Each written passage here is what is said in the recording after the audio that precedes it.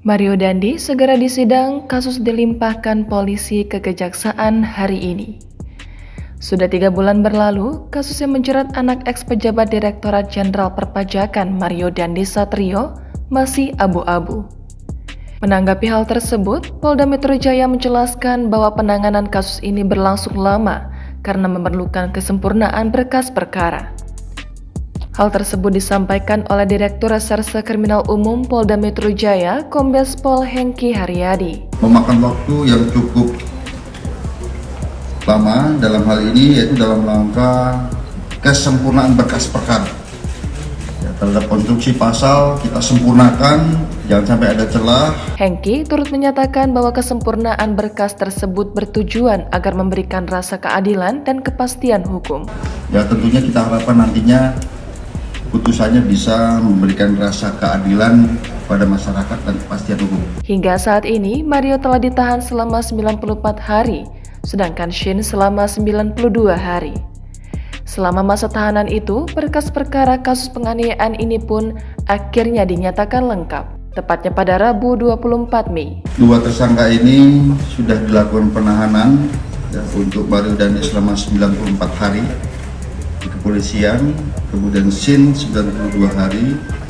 Ya, ini berapa kali bolak-balik penyempurnaan berkas, kita kembalian kejaksaan terakhir pada tanggal 10 yang lalu, 10 Mei yang lalu kita kirim ke kejaksaan dan alhamdulillah 2 hari lalu sudah P21 dan hari ini tahap 2 terhadap 2 tersangka ini.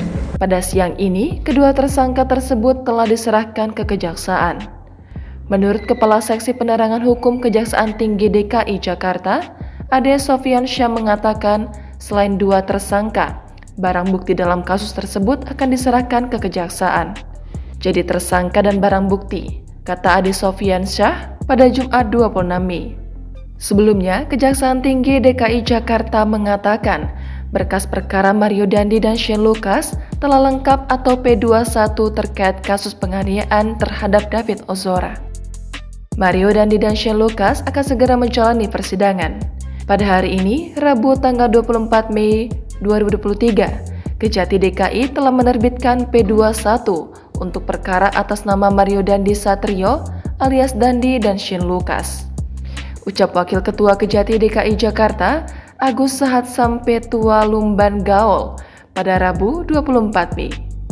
Agus Sahat menambahkan pasal yang disangkakan terhadap Mario Dandi yaitu primer pasal 355 ayat 1 KUHP, contoh pasal 55 ayat 1 KUHP, subsidiar 353 ayat 2 KUHP, contoh pasal 55 ayat 1 KUHP.